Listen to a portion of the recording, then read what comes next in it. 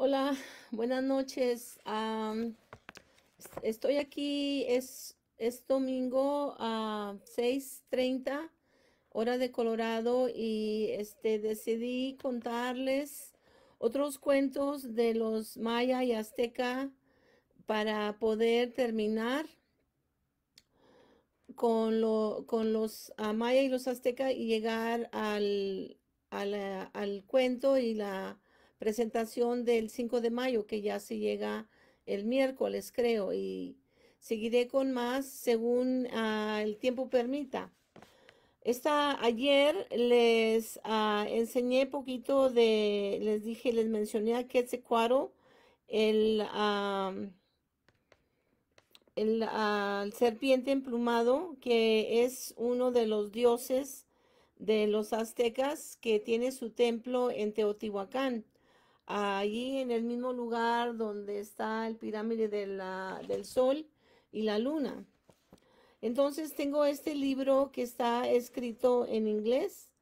Lo voy a leer en inglés, y luego lo traduciré en español. Entonces, Quetzalcoatl. Este es uno de los dioses de los aztecas. Am, y aquí les voy a leer un cuento sobre el significado de este dios de los mayas y de los aztecas. Okay, I'm going to read this story to give you some information about Quetzalcoatl, the plumed serpent, to give you some history on how uh, that feathered serpent was one that was confused for a god that had returned when the Spaniards came. Cortez came. They thought Cortez on his horse, which they had never seen, was Quetzalcoatl, who had returned because he had been gone. And so they welcomed Cortez and gave him all the welcome, showed him all their gold, and that is how Cortez then stole the gold, got greedy, stole the gold, and defeated the Aztec in 1521. So let me read it in English. This has no illustrations. It's just a story. So I am going to read it so that I give you some history. Okay, Quetzalcoatl, the plumed serpent.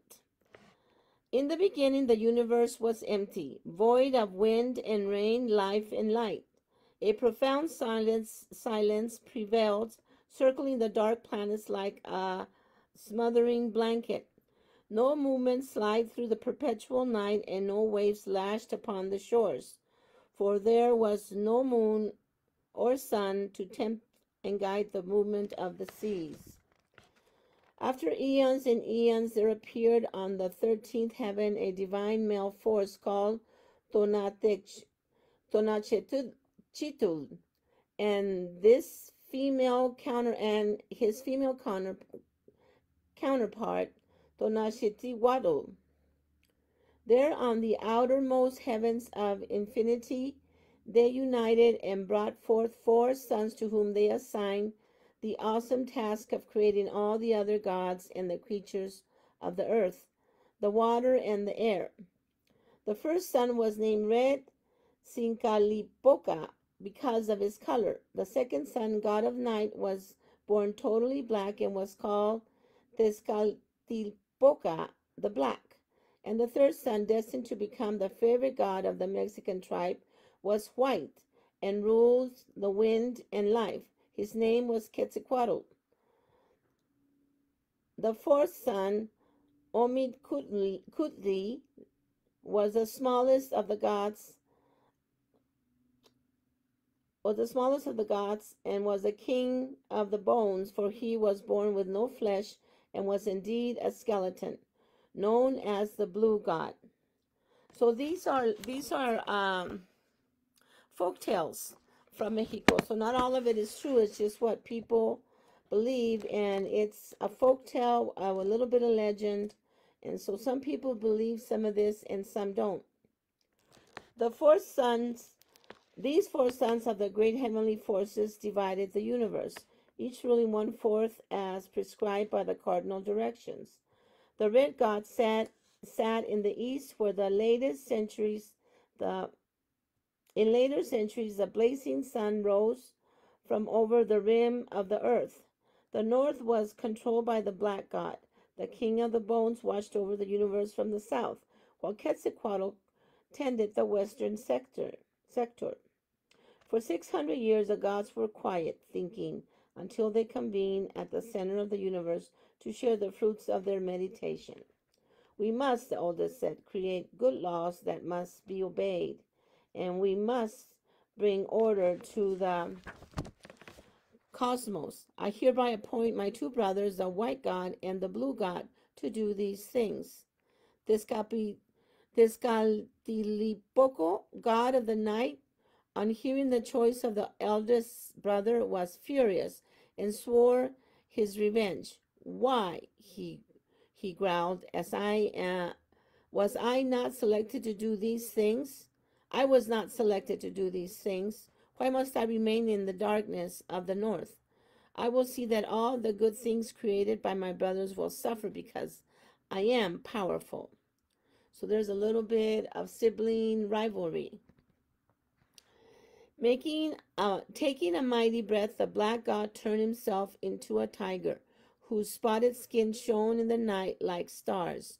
When eons later men appeared on earth, and when they looked into the sky and saw the black god lying in the sky pointing toward the North Star, they called him Ursa Major, the big bear, all except the wise Mexican who defined that the god was in reality a tiger. Thus began a battle between the white god and the black god in the warfare between good and evil. In the west, Quetzalcoatl planned his first creation. Feeling the coldness of the wind which he ruled, he created fire. And there must be light, the mighty god said, and so he created the moon. But the light from the moon was dim and insufficient. Tezcatlipoca laughed, and to show his superiority, he rolled himself into a burning red ball in the sky and became the sun. Next, the four gods created a couple, the male and female gods of water. Tlacogol. These are really difficult Aztec names. Tlacocabitcutli and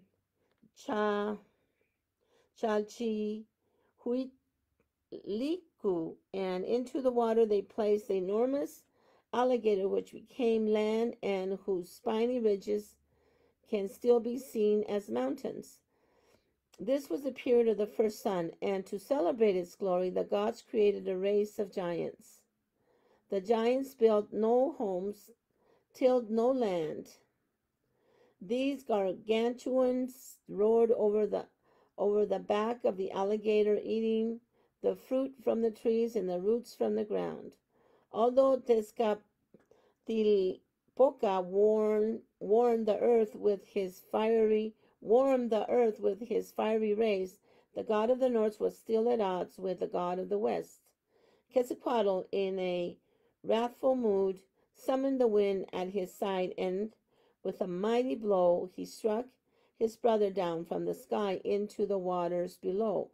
In the darkness that followed, the black god transformed himself into a tiger again, spitefully crawled onto earth and devoured many of the giants. This ended the epic of the first sun, which is known by the calendar day on which it occurred as 4 Ocelot, or tiger. Quetzalcoatl then became the second sun. High in the heavens he watched over the universe until his brother, the black god, weary of the earth and angered by his brother's lofty place in the heavens, snarled and, with a mighty swoop of his tiger paw, knocked Quetzalcoatl out of the skies. Because Quetzalcoatl was a god of the wind and kept them away, always near, his fall created a mighty hurricane which uprooted all growing and living things and creatures, leaving them to die.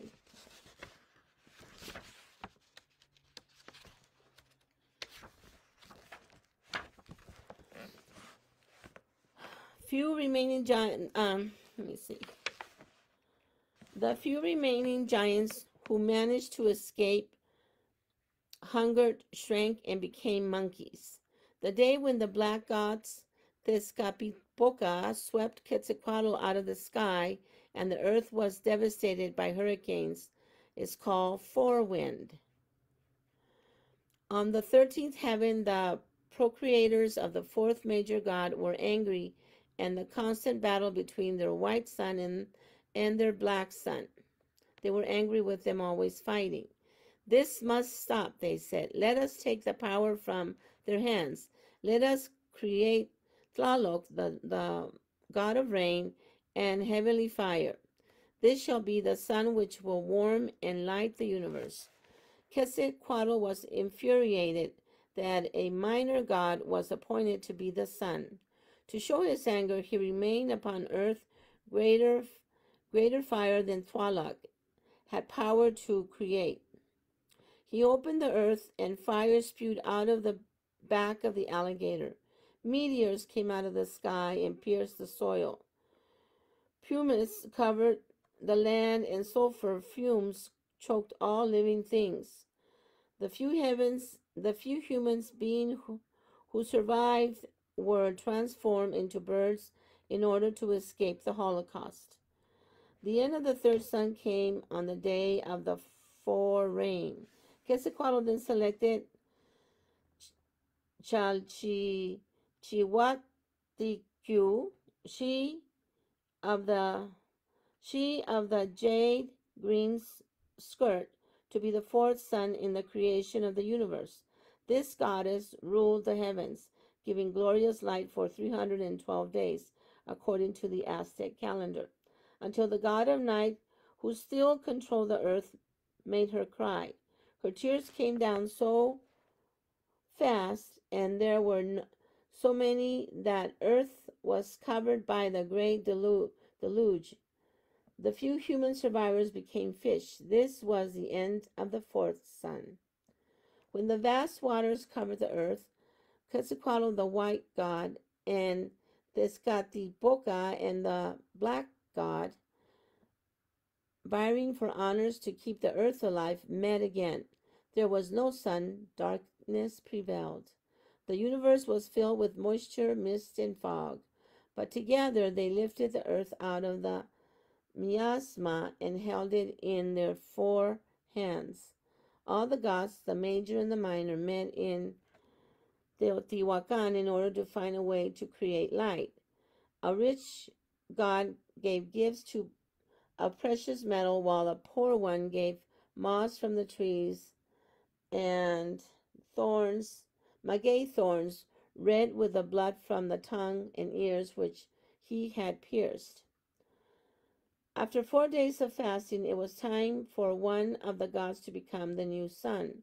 The rich god stepped near the burning coals on the hill by Teotihuacan, but did not dare to step into the pit.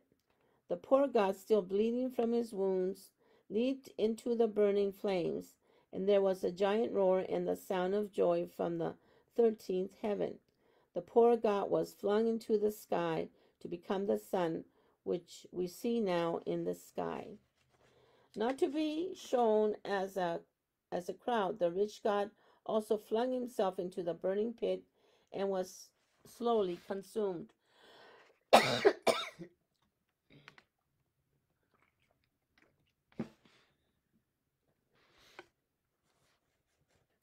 His ashes drifted skyward and formed the gray moon.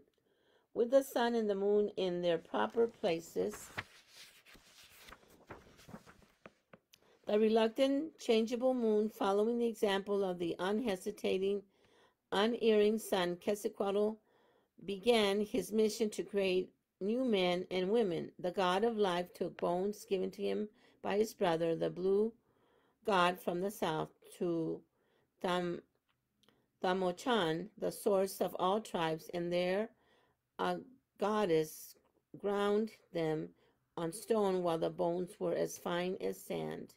Quetzalcoatl then mixed the ground bones with water and sculptured the clay into the forms of men and women, such as we are today.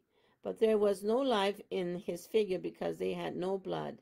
Several of the gods pierced their ears, their tongues, and other parts of their bodies, collecting every drop of the blood that flowed, mixing it with the bones.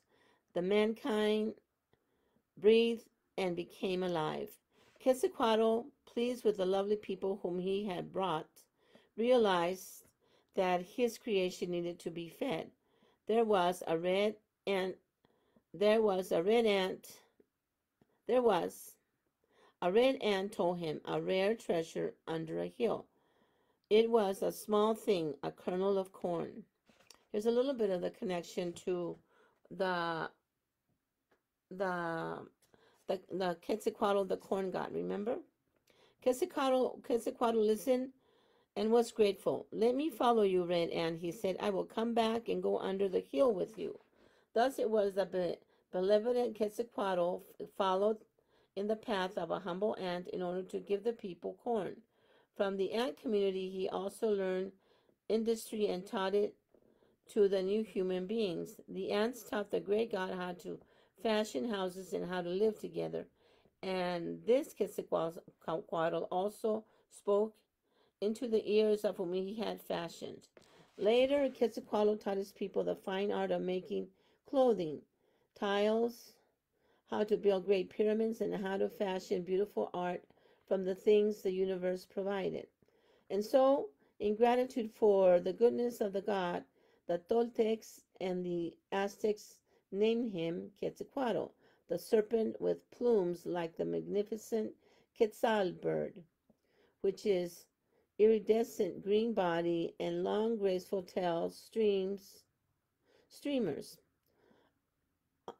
On the Great Pyramid of Tenochtitlan, Teotihuacan, centuries later, they carved his serpent head, a symbol of wisdom, and crested it with feathers, just like they did here. This is how he looks. On the Yucatan Peninsula, the Mayans called the god Kulkan, which in their language also meant bird and serpent. And they said of him that he was a ripple born of wind and water, both breath and movement, and was therefore the giver of life itself. But while Quetzalcoatl was teaching the people how to live together in peace, the force of evil also spoke into their ears. The god of night demanded human sacrifices, for he said, unless the blood of the living humans and their beating hearts be held upward to the greedy sun, the warmth of the light would go away forever, and darkness would again fall upon the earth. He taught the people the art of warring, how to use their obsidian knives to kill, and know how to fashion wicked clubs from wood and stone. I brought one of those obsidian spears from Teotihuacan. So this is how they feel that, or they think that the gods demand blood, and if they don't feed the god the blood that they get from the sacrifices, the sun would not come out and all would die. There would be no light to grow the food that they needed to survive. Because Quetzalcoatl had taught the people how to record time by the movement of the stars in the heavens, this is how they became great astronomers, and had structured them to hew a tremendous calendar on the face of a cylindrical rock. So this is where they make their precise calendar. The earthly historians of Mexico recorded that Quetzalcoatl, in human form, left the earth in the year 1000. So this is when he leaves, and then he returns during the exact time in 1519. Cortés arrives to conquer and take Mexico's gold. But before he disappeared off the coast, the east coast of Mexico, he promised he would return, bringing more knowledge and virtues with him. When in 1519 Hernando Cortés, light of skin, disembarked on the east coast of Mexico on his conquest of the country in the name of Spain, A relay of Indian runners sped to the Aztec capital of Tenochtitlan.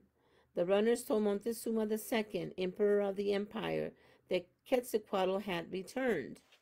So because Cortes was light-skinned and so was Quetzalcoatl, and he came back, they confused him for Quetzalcoatl. Montezuma greeted the Spaniards with open arms and gifts rather than his vast army of warriors. So this is when Montezuma shows Cortes all his gold and silver, and greedy Cortes then uh, attacks, imprisons Montezuma, and brings along with him other tribes that were enemies of the Aztec, and and then they brought disease, and so with the disease and the other tribes that were on the side of Cortes, in 1521, the Aztec were defeated, and all their gold was taken from Mexico to Spain. When I went to Spain, I saw this gold in their huge, beautiful churches and castles that they had. So it is it is a folk tale, but it has some real history weaved into it, like how they confused Cortes with the feathered serpent, and how Quetzalcoatl was a god that helped his family and brought the corn to the people, and that's how the corn became their main staple. So this is kind of a different kind of story. It's actually a folk tale. So a lot of the things that I read are fictional, of course, but some of them are tied to what happened in history with the Aztec and Quetzalcoatl, and the pyramid of the sun and the moon, and how they settled there. So I will leave it at that. I will see what other story. I think tomorrow I will share the one about the two volcanoes. It's kind of a love story related. I guess you could relate it to Romeo and Juliet. It's the Ixta and Popocatépetl, the two volcanoes that are between Mexico City and Puebla. I pass by them every time I go to Mexico, and I've got lots of pictures that I will prepare so that I could show you how beautiful that silhouette is, and how beautiful that volcano is of the Mujer Blanca Ixta, the white lady that's covered in snow, and how you could see her body as she's laying. You could see her face, her chest, her body, and her feet. It is really incredible. And then the big volcano that represents Popo, the warrior that fell in love with him and is guarding over her for all eternity, sits there, kneels beside her to guard over her. It's this picture that we are very familiar with. It has the legend here in English and in Spanish, and I will share that with you to see if to learn a little bit more of the legends and the stories behind the Aztec and the Mayan to lead up to Cinco de Mayo. Then I'll do a few more for the weekend, working towards the weekend. Okay, so I know this story is a little bit different. It was for me anyway, but it's a folk tale. It's a lot of things that are not true, that are fictitious, but they are woven into tales that people sometimes believed. And so I will leave it at that. I don't know that this was going to be as easily translated. Maybe I will do this. I will review this and do it in Spanish as I look at it a little closer because it's a little more complex. I know it was kind of hard to follow. It was for me. In English and in Spanish it might be even more so. So mañana les traduzco porque este está un poco complejo porque son cuentos ficticios de México y tienen unos conceptos que están medios complejos. Entonces lo voy a estudiar, lo voy a leer, a ver cómo lo puedo hacer que tenga más sentido. Porque en inglés está un poco difícil de entender. Porque mucho de lo que dice aquí son mitos o leyendas que no necesariamente son verdad, pero tiene pedazos de información que son parte de la historia de cómo los mayas y los aztecas fueron muy poderosos y numerosos y cómo a pesar de eso fueron derrotados con Cortés y cómo fue que los derrotó.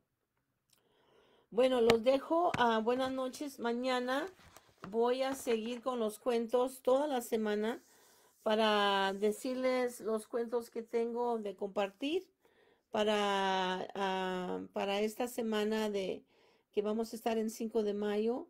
El miércoles es el 5, entonces ahí les pondré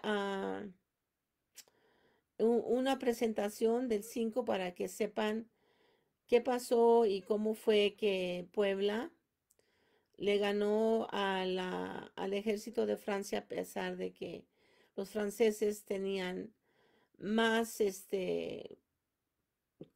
¿cómo se dice? Herramienta moderna y los mexicanos no tenían nada más que pistolas viejas, carabinas reusadas, pero se unieron con los granjeros y a pedradas y con asadones y machete pudieron derrotar a los españoles. Bueno, como les digo, mañana les digo el cuento de Quetzalcoatl para que se le entienda un poquito más claro, porque ahorita ya como quiera ya es un poco tarde y más tarde en otros lugares. Así que les digo buenas noches. Voy a tratar de seguir leyéndoles cuentos de los antepasados, los mayas y los aztecas, y luego llegando a lo folclórico para celebrar el 5 de mayo, el miércoles. Entonces les contaré la historia detrás de la batalla en Puebla, en los fuertes de Loreto y de Guadalupe. Creo que es de Guadalupe, perdón. Yo me fijo mañana para estar segura que lo estoy diciendo correctamente. Pero bueno, buenas noches, nos vemos. Espero la pasen bien, que descansen y que disfruten de su noche y Dios mediante mañana nos vemos. Buenas noches, gracias, un abrazo. I will see you tomorrow. I will do this story in Spanish and then I will do another story so I could do a daily Mexican story or PowerPoint presentation to celebrate a week of Mexican heritage. It's not Mexican Heritage Month, but to celebrate our Mexican culture that'll lead up to the big fiesta of 5 de Mayo for us here and in Mexico. Okay? Good night. Thank you. See you tomorrow. Buenas noches.